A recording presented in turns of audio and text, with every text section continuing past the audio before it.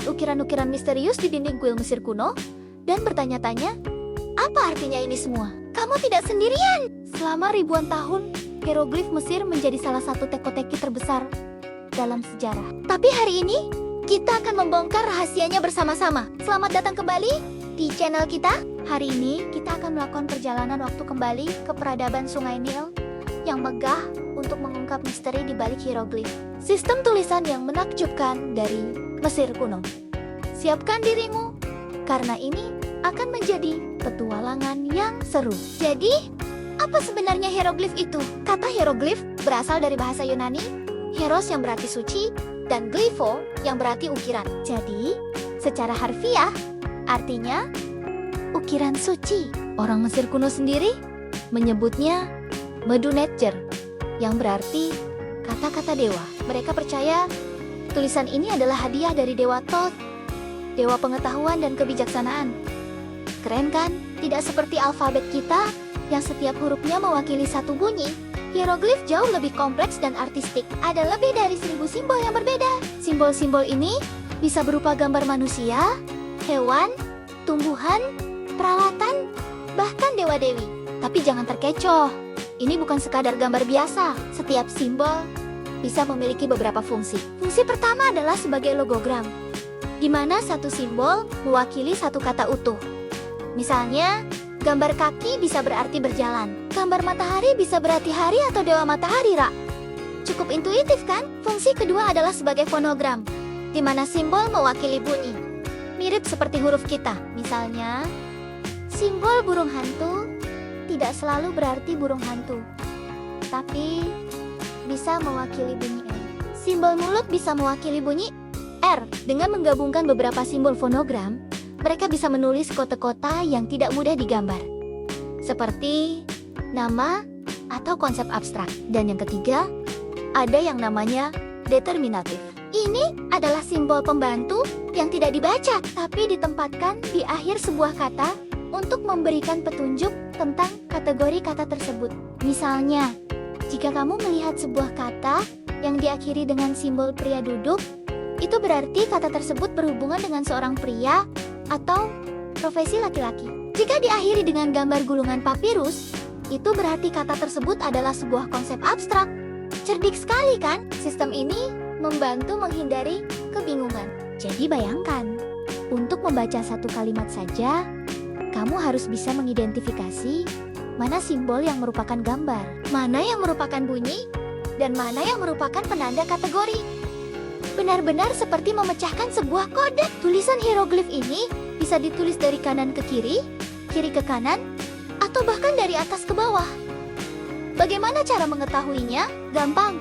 Lihat saja arah hadap simbol manusia atau hewannya. Kamu selalu membaca menuju wajah mereka. Jadi, kalau seekor burung menghadap ke kiri, kamu membacanya dari kiri ke kanan. Fleksibel dan artistik. Selama hampir 3.500 tahun, hieroglif digunakan untuk mencatat segala hal. Mulai dari dekret raja, doa-doa di kuil, cerita kepahlawanan, hingga catatan panen sehari-hari. Tulisan ini diukir di monumen batu yang megah, dilukis di dinding makam yang penuh warna, dan ditulis di atas gulungan papirus yang rapuh. Namun, seiring runtuhnya peradaban Mesir kuno dan munculnya agama-agama, serta bahasa baru seperti Koptik dan Arab, pengetahuan untuk membaca hieroglif perlahan-lahan memudar. Pada abad keempat Masehi, tidak ada lagi yang bisa membaca ukiran-ukiran suci ini. Hieroglif kembali menjadi misteri. Selama 1400 tahun berikutnya, para sarjana dari seluruh dunia mencoba memecahkannya. Tapi, semuanya gagal. Mereka mengira itu hanyalah simbol-simbol magis atau gambar-gambar dekoratif. Lalu, tibalah momen yang mengubah segalanya. Pada tahun 1799, selama invasi Napoleon ke Mesir, seorang tentara Prancis bernama Pierre Francois Boucard menemukan sebuah lempengan batu granit hitam di dekat kota Rashid, atau yang kita kenal sebagai Rosetta. Batu ini, yang kemudian terkenal sebagai batu Rosetta, menjadi kunci untuk membuka kembali dunia Mesir kuno. Apa yang membuat batu Rosetta begitu istimewa?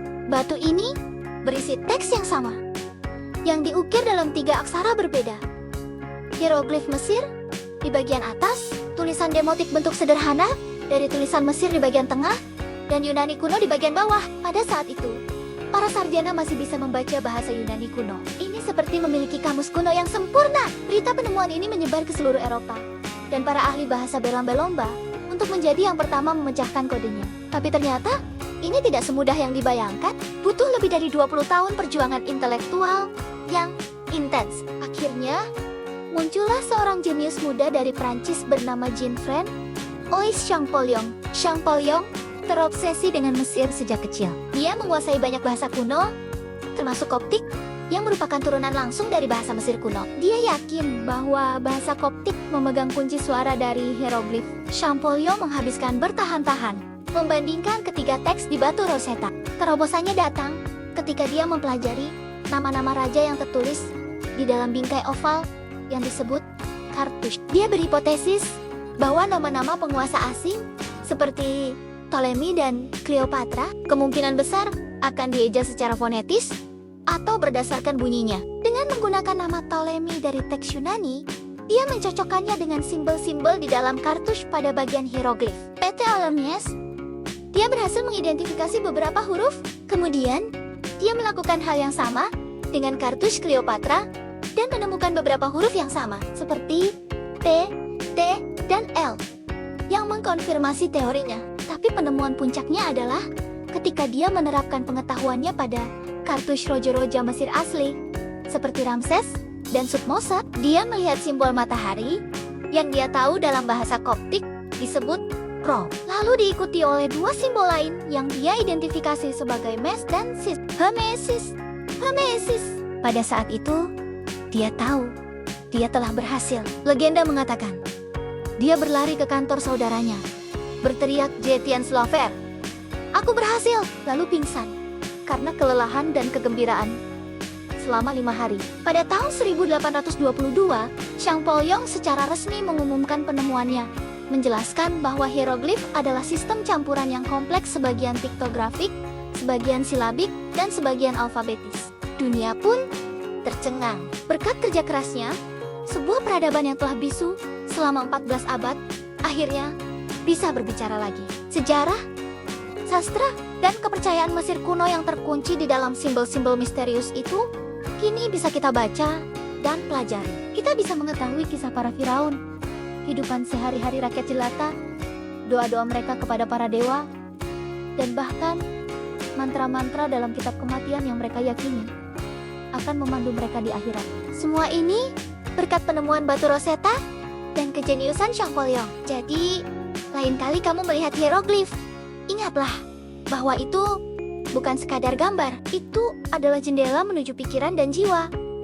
Salah satu peradaban paling hebat dalam sejarah manusia. Sebuah bahasa yang begitu indah dan kompleks yang menceritakan kisah-kisah luar biasa tentang kehidupan, kematian, dan keabadian. Terima kasih banyak sudah menonton petualangan kita hari ini.